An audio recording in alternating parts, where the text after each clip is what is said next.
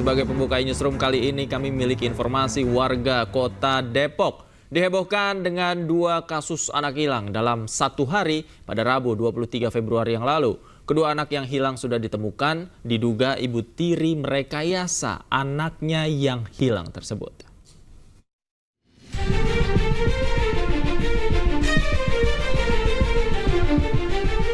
Dua kasus anak hilang dalam 1 hari menghebohkan warga Depok. CR hilang saat sedang berada di rumahnya di kawasan Krukut Limo. Sementara anak lainnya A hilang usai pulang sekolah di kawasan Cinere. Kasih-Humas Polres Metro Depok, AKP Yuni menjelaskan CR ditemukan di kawasan Blok M usai naik angkot dari rumahnya saat ibunya sedang menyuci pakaian. Kemudian dibujuk oleh tetangganya yang kebetulan menemukan CR serta satpam mal, kemudian diantarkan pulang. Sementara A dilaporkan hilang usai pulang sekolah dan tidak ditemukan dimanapun.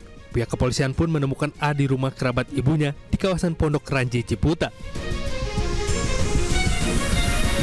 Diketahui, A sengaja dititipkan sang ibu untuk kemudian direkayasa menjadi penculikan agar sang ayah yang sedang berada di Bali segera pulang.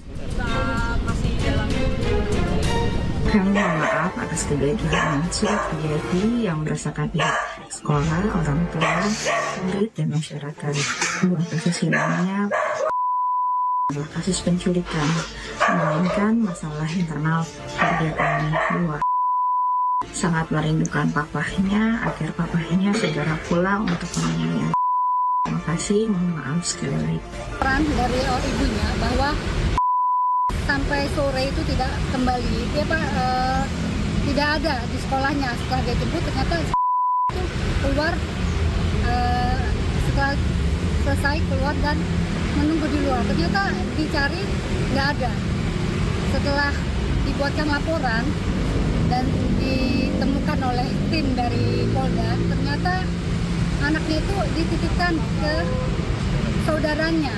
Ternyata setelah diselidiki ternyata pernah ada penyampaian kepada ibunya bahwa dia kangen sama ayahnya karena sudah lama nggak ketemu, dia kangen. Terus ibunya sarankan, katanya yaudah kamu pura-pura hilang aja, mungkin nanti orang tuanya, bapaknya bisa mengetahui dan datang gitu.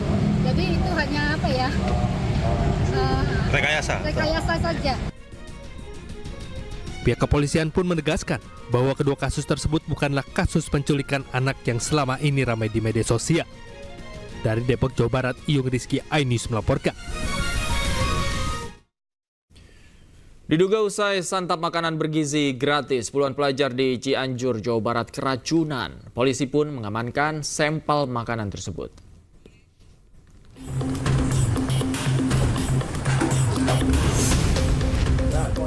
Puluhan pelajar di 2 sekolah di Cianjur, Jawa Barat mengalami keracunan massal. Diduga para korban keracunan usai menyantap makanan bergizi gratis yang dibagikan pada Senin lalu. Sejumlah sampel makanan dan sisa muntahan langsung diamankan untuk diuji laboratorium. Polisi pun sudah memeriksa sejumlah saksi. Langkah-langkah berikutnya sudah kita lakukan, yaitu kita melakukan klarifikasi pada pihak-pihak terkait. Ada sekitar 10 orang yang sudah kita lakukan pemeriksaan, mulai dari VIC CV, kemudian Kepala SPPG Kecamatan Cianjur, Ahli Gizi SPPG, Accounting SPPG Kecamatan Cianjur, tim masak, ada 3 orang, tim pengemasan atau packing, kurir atau pengantar makanan, ada 2 orang. Jadi total yang sudah kita lakukan pemeriksaan ada sekitar 10 orang. Penyebab pastinya para korban keracunan belum bisa ditentukan. Polisi masih menunggu hasil laboratorium kandungan yang terdapat dalam makanan dan sisa muntahan. Namun rata-rata, para pelajar yang mengalami keracunan menggunakan tempat makanan plastik dari hasil pendistribusian perusahaan MBG di sekolah mereka. Dari Cianjur, Jawa Barat, Muhammad Andi Isyan, iNews melaporkan. Pemirsa, sejumlah masalah membayangi program makan bergizi gratis, mulai dari keracunan hingga dugaan korupsi. Pemerintah pun pastikan terus membenahi program unggulan Presiden Prabowo tersebut.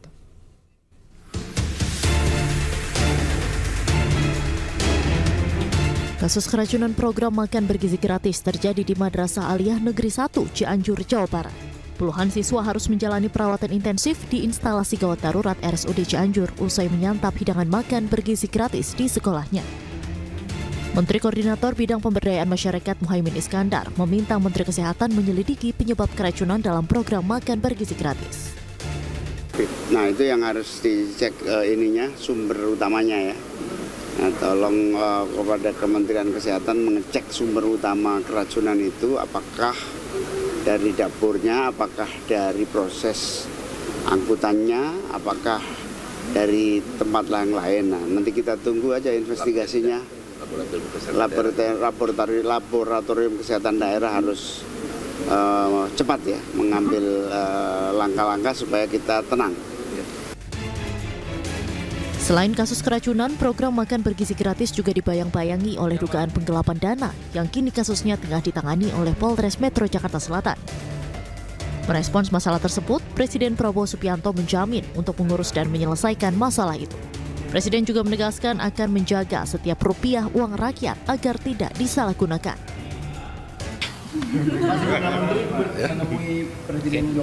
Saya nggak tahu ini laporan ini. Sudah ditangani. Oh ya?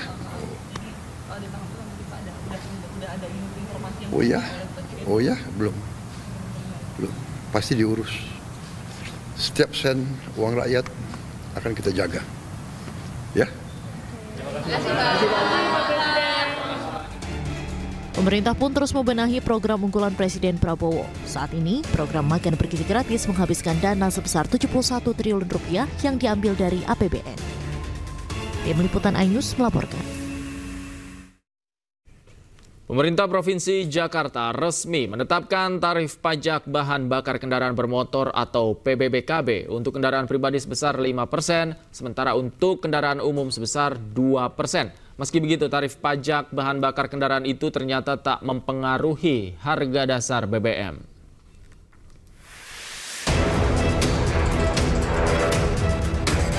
Staf khusus Gubernur Jakarta Justinus Prastowo menegaskan berkat relaksasi tarif pajak oleh Gubernur, bahan bakar kendaraan masyarakat tidak akan mengalami beban tambahan yang mempengaruhi harganya.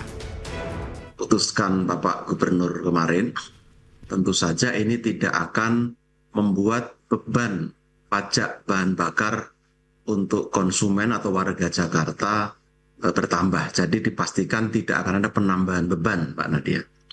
Artinya dari skema perpajakan ini subjek pajaknya siapa, Pak? Bukan konsumen? Ya, subjek pajaknya adalah konsumen yang memanfaatkan BBM dan selama ini kendaraan umum dan juga transportasi nelayan, sarana kapal nelayan itu mendapatkan diskon 50%. Jadi kita pastikan siapapun yang mengkonsumsi BBM di wilayah Jakarta akan menanggung pajak yang sama dengan daerah lain dan juga sama dengan tahun sebelum 2024, yaitu 5% besarannya. Jadi dipastikan tidak akan ada kenaikan karena relaksasi yang diberikan itu akan membuat tarif yang tadinya 10% akan kembali menjadi 5% bebannya. Seperti diketahui sebelumnya, tarif pajak bahan bakar kendaraan bermotor atau PBBKB di wilayah Jakarta segera diterapkan. Gubernur Jakarta Pramono Anung menjelaskan bahwa tarif PBBKB yang semula 10% dipangkas menjadi 5% untuk kendaraan pribadi dan 2% untuk kendaraan umum. Kebijakan ini akan dituangkan dalam peraturan gubernur dan akan disosialisasikan kepada masyarakat. Kemarin saya sudah memutuskan untuk Jakarta kami akan memberikan relaksasi ataupun kemudahan ataupun diskon yang dulu dipungut 10% menjadi 5% untuk kendaraan pribadi dan menjadi 2,5% atau 2% nanti di lapangan diputuskan untuk kendaraan umum. Sebelumnya penetapan tarif pajak BBM diatur langsung oleh Pertamina dan berlaku selama lebih dari 1 dekade. Namun dengan adanya Undang-Undang Nomor 1 Tahun 2022 tentang hubungan keuangan antara pemerintah pusat dan pemerintah daerah, Gubernur memiliki diskresi untuk menentukan tarif PBBKB di daerah. Tim Liputan iNews melaporkan.